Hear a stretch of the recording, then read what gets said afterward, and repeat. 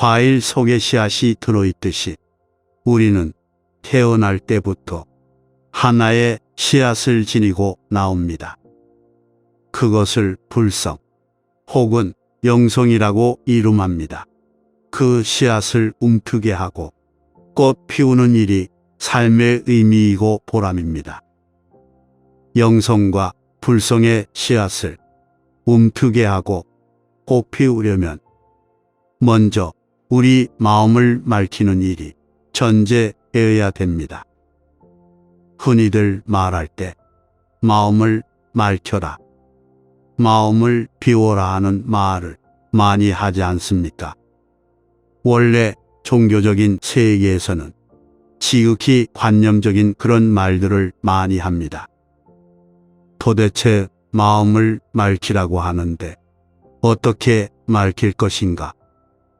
마음을 비우라고 하는데 어떻게 비울 것인가?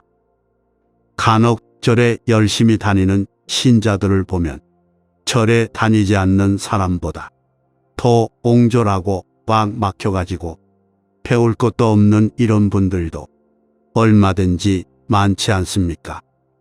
관념적인 것을 가지고는 마음이 맑혀지지 않습니다. 물론 참선이라든가 염불이라든가 기도를 지극히 해서 마음을 맑힐 수도 있습니다. 그런데 그런 것은 한쪽입니다.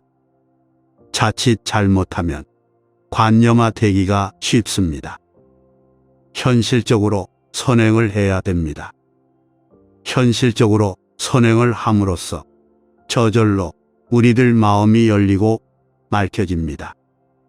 남에게 해를 끼치지 않고 이웃에게 두루 착한 일을 행할 때 마음은 저절로 맑아집니다.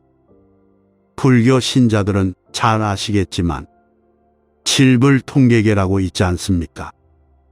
재앙막작, 중선봉액, 자정기에, 시제불교, 나쁜 짓도 하지 말고 착한 일을 두루 하라. 그러면 저절로 그 마음이 맑아질 것이다. 이것이 바로 모든 부처님의 가르침이다. 이런 이야기인데 법구경에도 나오고 여러 문헌에도 나옵니다. 그러니까 마음을 맑힌다는 것은 참선이라든가 염불이라든가 기도를 통해서도 맑힐 수 있지만 그런 것은 한쪽입니다. 자칫 잘못하면 관념에 빠지기 쉽습니다. 현실적으로 선행을 닦아야 합니다. 남에게 해를 끼치지 않고 인생에서 두루 착한 일을 행할 때 마음은 저절로 맑아집니다. 마치 시절 인연이 와서 연꽃이 피어나듯이 그렇게 맑아집니다. 한 사람의 마음이 맑아지면 그 둘레가 점점 같이 맑게 번져가지고 마침내는 온 세상이 다 맑아질 수가 있습니다. 가령 인류 역사상 성인들, 예수님이나 부처님이나 혹은 공자님이나 이런 분들의 맑은 마음이 메아리가 되고 두루 비춰져서 오늘날까지도 맑게 사방을 비추고 있습니다. 인류 역사상 그런 분들이 안 계셨더라면 현재의 우리는 전혀 다른 삶의 모습을 하게 됐을 겁니다. 내 마음 따로 있고 내 마음 따로 있는 것이 아닙니다. 마음은 하나입니다. 한 뿌리에서 파생된 가지가 내 마음이고 당신의 마음입니다. 또 그의 마음입니다. 우리가 어려운 이웃의 소식을 들으면서 눈물을 지을 수 있는 것도 바로 마음이 하나이기 때문에 그런 것입니다. 그 앞에서 누가 그렇게 모른 채 하고 또 그 앞에서 어떻게 우리가 웃음을 지을 수 있습니까?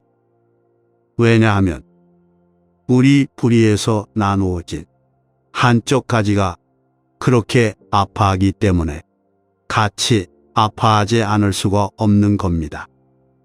그것이 마음의 메아리입니다. 마음이 맑고 투명해야 평온과 안정을 갖게 됩니다.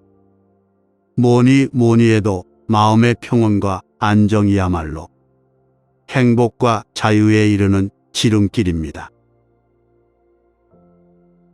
선행이란 무엇이겠습니까? 나누는 일입니다. 선행, 착한 일을 하는 것. 이는 곧 나누는 일입니다.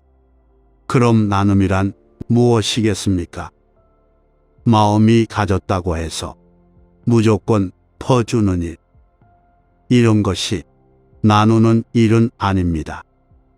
나눔이란 가진 사람이 이미 받은 것에 대해서 마땅히 지불해야 할 보상의 행위이고 감사의 표현입니다.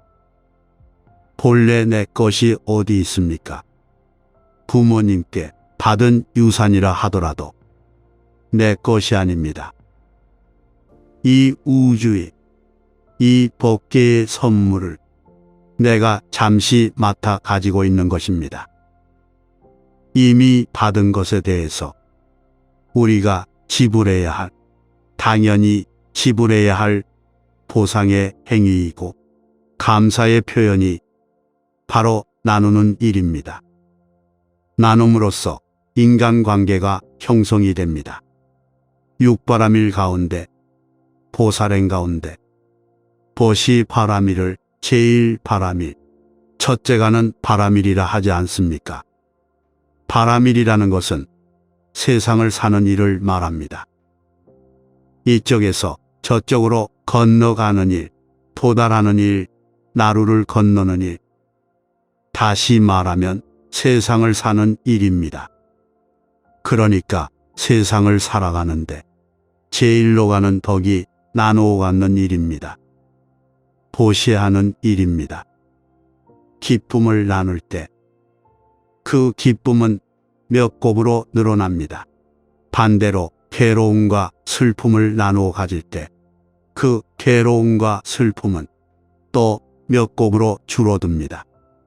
나누면 이와 같은 그 미묘한 물동이 따릅니다. 관계라는 것은 일방적인 것이 아닙니다. 서로 주고받는 일에서 이루어집니다. 그러면서 그런 관계가 또한 우리들 자신을 만들어 갑니다. 좋은 관계는 우리를 좋게 만들고 언짢은 관계는 우리를 언짢게 만듭니다. 모든 것은 나이를 먹어가면서 시들고 쭈그러듭니다. 제 글만 읽다가 저를 현품대조하러 온 사람들이 가끔 깜짝 놀랍니다. 법정 스님이라고 하면 행사만 하고 아주 젊고 신기하고 그런 줄 알았더니 직접 보니 별거 없이 바짝 마르고 쭈글쭈글해서 실망하는 기색을 늘 확인합니다. 그럴 때면 제가 속으로 좀 미안하기도 하지만 거죽은 언젠가는 늙고 허물어집니다. 늘 새 차 같을 수가 어떻게 있겠습니까? 끌고 다니다 보면 고장도 나고 쥐요 박아가지고 찌그러지기도 하고 그런 것이지. 50년, 60년 끌고 다니다 보면 그게 이제 폐차 직전까지 도달하지 않겠습니까? 거죽은 언젠가는 늙고 허물어집니다. 생로병사하고 떨어질 수 없습니다. 그러나 중심은 늘 새롭습니다. 영혼에 나이가 있습니까? 보살분들 이렇게 거울 앞에서 화장을 할 때 늘어나는 주름살을 가지고 걱정하는 분들이 얼마나 많아요. 머리가 빈 사람들은 어디 성형외과, 정형외과 가서 끼고 꿰매고 하는데 그것은 자기 얼굴이 아닙니다. 물론 이런 자리에는 그런 분들은 없죠. 어떻게 믿느냐가 중요합니다. 어떻게 나이를 먹어가느냐가 중요합니다. 자기 인생을 지금 어떻게 보내고 있느냐. 이것이 중요하지. 거죽에 신경 쓰지 마시기 바랍니다. 중심은 늘 새롭습니다. 거죽에서 살지 않고 중심에서 사는 사람은 어떤 여건 속에서도 시들거나 허물어지지 않습니다. 유행에 따르는 사람들은 빨리 시듭니다. 그냥 자기 중심에서 살면 어떤 삶의 길을 추구하는 사람들은 시들지 않습니다. 중심이 잡혀 있기 때문에